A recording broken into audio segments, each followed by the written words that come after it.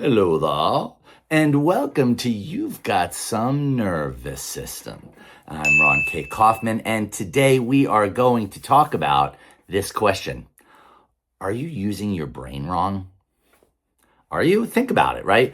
There's a lot of ways. Imagine you're in the gym, right? And you're lifting weights. You could be lifting the weights wrong. You could have the wrong form. You could be doing it in a way that is going to hurt or hinder you rather than help and strengthen you. And that is also true for what we do with the old noggin. The old noggin, my people. And we're going to talk about this a little bit. What does this mean to use your brain wrong? How do people often use your brain wrong? And I'm going to talk about the this sort of issue of what we most one of the most common ways that we do. It's not the only way, but it's the most common way, and it has a pretty big effect on our emotional life and our mental health. So let's discuss this.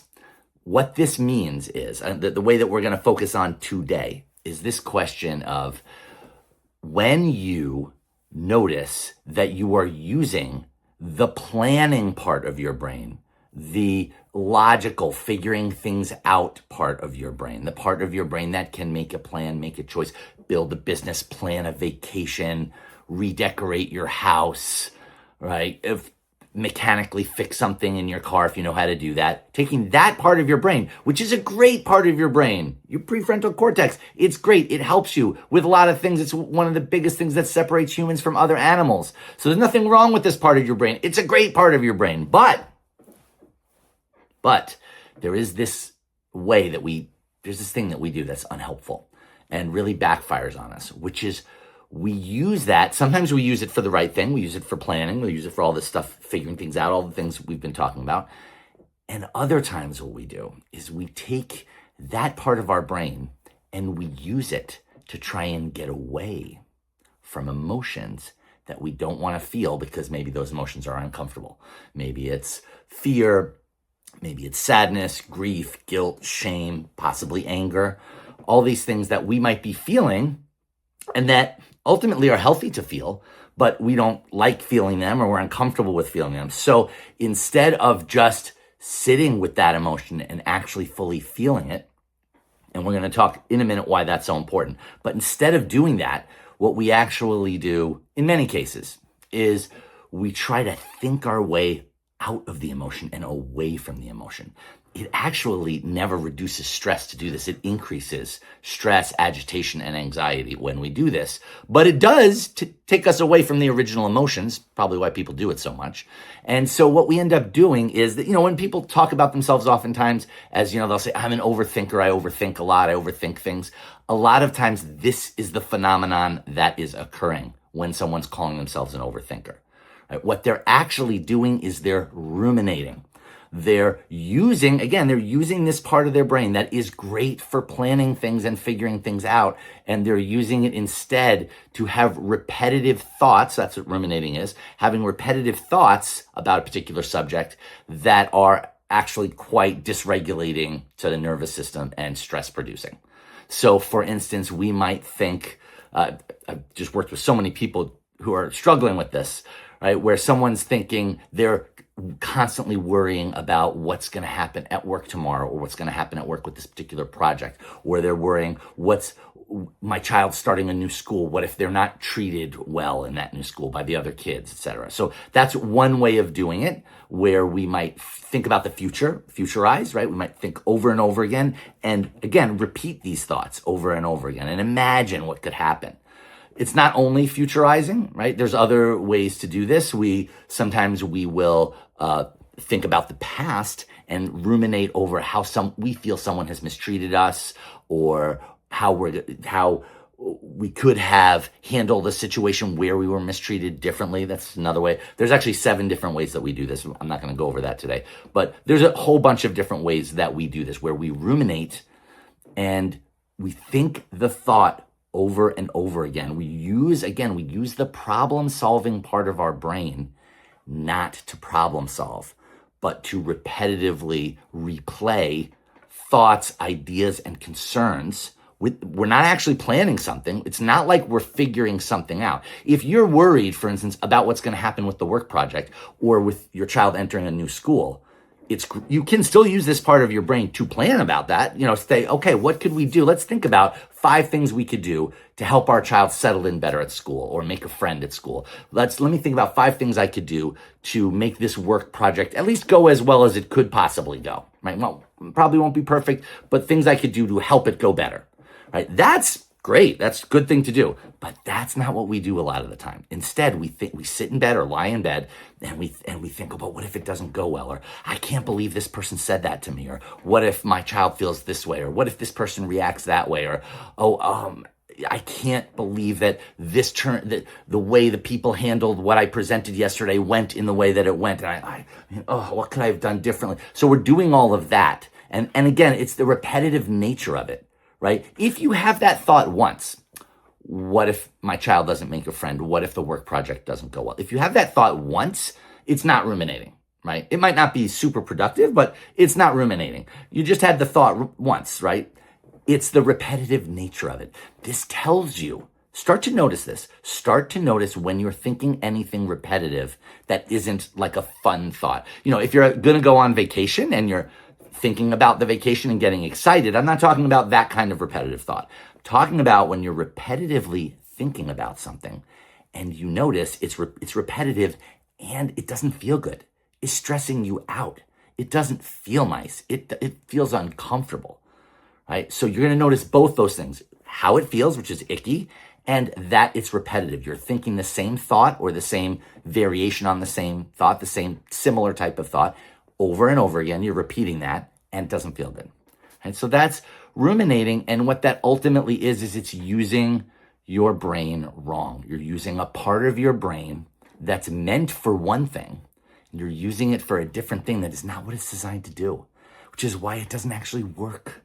It doesn't work on any of the fronts that we're originally trying to make it work on. So it doesn't make us feel better, right? We don't feel better and more relaxed and more at ease as we're ruminating or after we ruminate, right? We don't feel better, we feel worse. And it doesn't actually, at the same time, even address the initial emotion we're trying to get away from. This is the other thing to think about here, which is part of it is what rumination is and why we do it and what's happening as we're ruminating. But the other thing is what the deeper cause is. Like, what are we trying to get away from when we're ruminating, right? The answer is almost always an emotion we don't want to feel. So there's 2 levels here. There's dealing with the rumination and there's addressing the emotion that we don't want to feel. And they both they're addressed in different ways, but in either case, they're both addressed by going into it. So once you really get, for instance, I'll start with the rumination. Once you really get into that cycle of you're ruminating, fighting it is not the answer. Like in saying, I'm using my brain wrong. It's so terrible. I got to stop thinking this thought. This thought is unhealthy.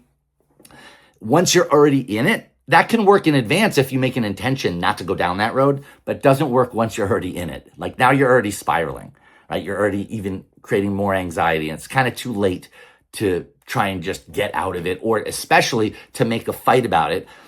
With all the work that I've done and with all the work that my colleague Kate C. Wild has done on this front, what we see over and over again is that if you try to fight an unpleasant series of thoughts, it not only doesn't make them go away, but it usually escalates it. It brings more conflict and energy and push-pull into the whole spiraling process, into the whole ruminating, overthinking process. So it doesn't improve that situation to try and now go, don't think about that. I'm not going to do that. Plus, oftentimes you'll go back to it later if you do that, even on the rare occasions when it works.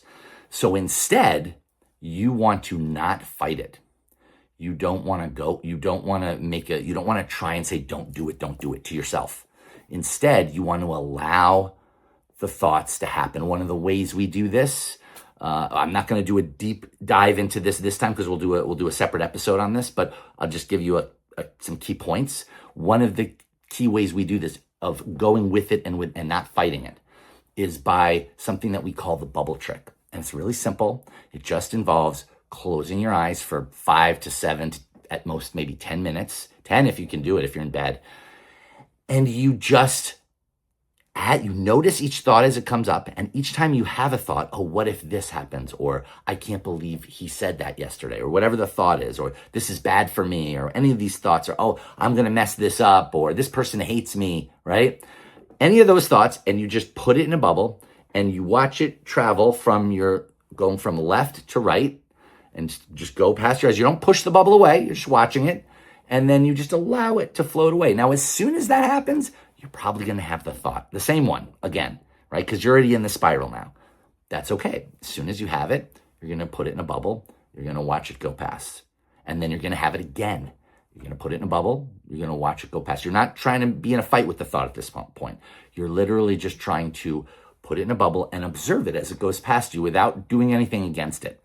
Now, after you do this for a while, what will happen, usually in most cases, again, I do want to say one quick disclaimer. If you have a diagnosed mental illness and that's actually diagnosed, and maybe your therapist might tell you not to do this, or maybe you have concerns about doing this because you might think it'll escalate it and make it worse, and you have a diagnosed mental illness, then respect that. Respect either what your therapist says or your own concerns, and don't do what I'm recommending.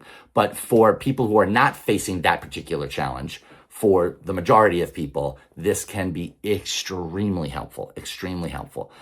And let me just continue with this. So what happens is, after you've had the same thought a bunch of times and you're doing this, the thought will start to change. It will still be an unpleasant thought. I just want to warn you. It's probably still going to be a stressful thought, but you're going to start to notice you're having variations of the thought. And it's going to change more and more as you do this. Eventually, it'll change a lot. And you're going to start to see a few things that are going to be pretty profound. You're going to start to see that your thoughts are not you, because you're able to observe the thoughts. So it's not actually all of you that's having the thought, right? That's really relieving. It makes it less inside of you and more just something that's happening. You're going to see that you have a ton of thoughts. Some of them are super weird. Some of them are random. We have loads of thoughts throughout the day and about a bunch of different things. So the thought doesn't have any special magical properties. It can't hurt you. It can't hurt anyone else. It doesn't tell you who you are as a person. For instance, if you have a bad thought, or like a mean thought, or a crazy thought, that doesn't actually mean anything. Like having that thought every so often, or any particular, we have tons and tons of thoughts. They don't tell us what kind of person we are. Every kind of person has almost every kind of thought. Just know that, right? So you don't have to be ashamed of your thoughts. You don't have to think thoughts are bad. Thoughts can't hurt you. Thoughts can't hurt someone else, right? Again, with that disclaimer of the diagnosed mental illness that I said first in hand, we want to understand that. But in general, this is how this works. So you're going to start to see this as you do the bubble trick. You're going to start to notice this, like, whoa, I have so many different thoughts. The thoughts don't matter that much. I'm not my thoughts, and I don't have to take my thoughts so darn seriously. People take their thoughts so seriously. They think the thought means a lot, and they think the thought is going to take them somewhere. It's going to have them do something, which it doesn't have to, right? A thought is not a command that makes you do something. It's just a thought. You're going to start to see this as you do the bubble trick. Like, you could have a ton of different bubbles go by as this is happening. They're just thoughts. They're just thoughts. I often think of them as just like farts that are emanating from your neurons. They're just like farts that are coming from your brain, right? And that's important to just realize they're just random explosions of stuff. And so we don't have to take it so seriously. You're gonna start to see this as you try the bubble trick out, if you feel like trying it out. So that's one piece of it. There's more to it than that, but I wanted to just give you a general overview. Then there's the deeper issue, which is, what emotion are you trying to avoid by thinking about it? What emotions are you trying to avoid? What specific, there's usually one powerful one, like, again, could be fear, could be guilt, could be shame, could be grief, could be anger, any particular emotion. But if you stop and try and actually feel the emotion instead of think the thoughts, first doing the bubble trick to like diffuse the intensity of the thoughts, and then you go like, what am I actually feeling? And then you just focus on the feeling. And we talked about this last week, a couple of weeks ago, on a different episode, of how you can tune into your emotion. Just tune into it. Notice it, notice where it is in your body, notice what it feels like, notice if it's moving, notice if it's growing or shrinking. And just by the focusing on that, it does a few things. It allows the emotion to be received, because all emotions are messages from our nervous system. So it allows that emotion to be received so that your nervous system doesn't have to keep raising the volume of the message, which is what it does when you're trying to avoid or step on or get rid of the emotion rather than feeling it. When you fully feel it, the nervous system can actually, even if it's a very unhappy emotion, the nervous system can actually calm down a bit, because it's not yelling anymore to try and be heard. It is being heard. It is being received. Right? And so then everything tends to settle down. Sometimes what will happen is, just by tuning in like that to your emotion, it will sometimes just completely dissipate. You literally won't have it anymore. It will move through you. It might even get bigger for a few minutes, but it can then move through you and you don't have it anymore. Does that happen every time? Absolutely not. But even in the situations where it doesn't happen, because maybe there's like deeper emotional issues or work or trauma to deal with, even if that's the case, you're still often going to find, again, assuming you don't have a diagnosed mental illness that I was referring to before, you're still often going to find that it does diffuse quite a bit. It does dissipate quite a bit, even if it doesn't entirely go away. Right? And this isn't a technique to try to make the emotion go away. That's the key part. When you're tuning into an emotion, even an unhappy one, the idea is we're not trying to get it away quicker, even though that might be what happens. We're trying to actually fully receive the message and fully feel it. And what you're going to notice, if you practice that more and you get better at that, is that you're going to notice you go to ruminating, and you go to, in a sense, misusing your brain, using the problem-solving part of your brain to get away from an emotion, which causes that spiraling thought. You're going to notice yourself doing it less because you're not actually doing it to get away from anything. When you are doing it, when you are using that part of your brain, which, remember, is a really awesome part of your brain, you're going to notice you're using it for what it's designed for. You're actually using it to figure something out, plan something out, arrange something, create something, design something, right? Figure out an obstacle that you're dealing with, all of that, right? You're going to notice you're using it more for that and less for the emotion escape through rumination, right? It's amazing. It's powerful. And you're going to start to, again, as if you get better at this, you're going to start to notice you don't have to take all of your thoughts so seriously, and that you can start to sort of hear and notice the difference between you using your brain for helpful things, using your prefrontal cortex for helpful planning and problem solving. You're going to see the difference between that and just you listening to every random thought that you have, which is going to happen. Again, you're going to have random thoughts. Even if you do fully feel your emotions, that will help solve the constant rumination, but it's not going to stop your brain from being your brain. So there will still be random, bizarre thoughts that you will have, but you don't have to spiral with them and ruminate on them. You can just have them, notice them, don't be ashamed of them, and then allow them, and they'll often pass right through. I have so many weird thoughts in a day, but I don't take them very seriously. I don't give them a lot of meaning. So oftentimes I'll have one weird thought, notice it, and then I'm moving, and like the next thing is happening. I'm having a new thought, or I'm back involved in what I'm doing. And then a little bit later, I'll have a totally different, weird, bizarre thought.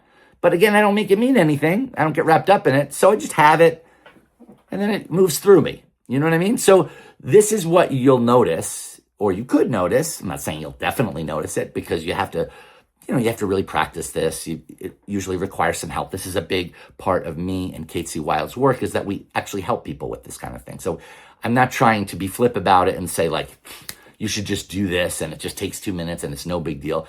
It's not no big deal. It can be really hard. It can feel really difficult and trying maybe for you. So it's okay. That's all right. It doesn't have to always be easy. Part of this is that sometimes we try to make this life, or we think we can make this life sort of free from difficulties, emotions that feel uncomfortable, thoughts that feel weird. And part of this is coming to peace with, we are going to have every kind of emotion. We're built for every kind of emotion. So part of it is coming to peace with that, rather than trying to only have certain kinds of emotions. And same with our thoughts. we have a brain that's going to have lots of different thoughts, and we don't have, we can be at peace with that. We don't have to have, only the right thoughts, only the perfect thoughts. We're going to have all kinds of thoughts. What is helpful, though, is if we don't get trapped in those thoughts, then we won't end up using our brain wrong, right? That's where the using our brain wrong comes. We're using the problem-solving part of our brain in order to think our way out of an uncomfortable feeling. You can't think your way out of an uncomfortable feeling. You can only feel your way out of an uncomfortable feeling. And it's even weird to say feel your way out of an uncomfortable feeling, because the idea isn't to get out of a feeling. The idea is to actually feel the feeling, not to get trapped in it and feel that same feeling forever, because we're designed to feel the whole diverse array of emotions, but not to also avoid any feeling either. So we don't need to avoid our feelings. We don't need to avoid our thoughts. And the more we kind of grok this and grasp this, the less often we will use our brains wrong. Does that make sense? So try this. See what this feels like. And again, notice this idea that you don't have to take every single thought super seriously and go down a whole rabbit hole with it. Right? You can just have the thought, and that's the thought. Right? And then with our emotions, you don't have to try and have one emotion and not have another emotion. You can have all your emotions and not make any emotion the bad guy, and feel it while you have it, and then allow it to move through you.